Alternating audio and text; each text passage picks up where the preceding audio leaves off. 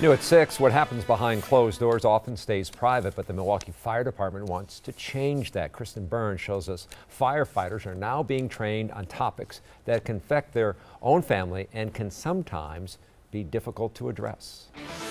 Today's training for the Milwaukee Fire Department is part of a health and wellness program that's been around for almost 10 years. But this is the first time the department has dedicated an entire session to domestic abuse.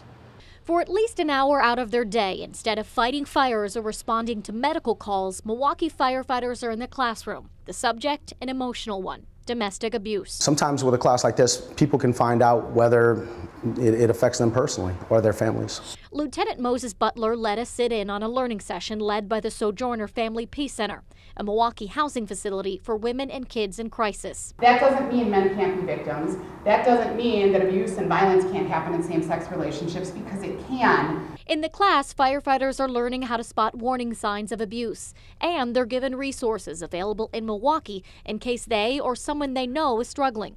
So why are they covering the topic?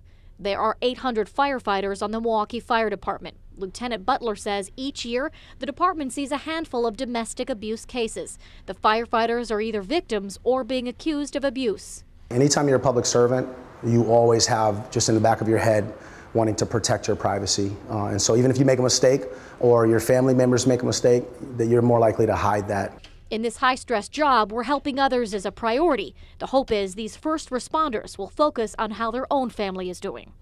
Besides the physical training for firefighters, Milwaukee Fire says it will continue to focus on mental health.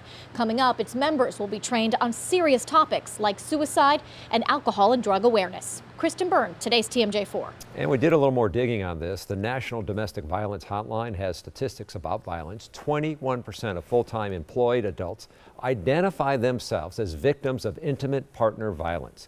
96% of domestic violence victims who are employed experience problems at work due to abuse.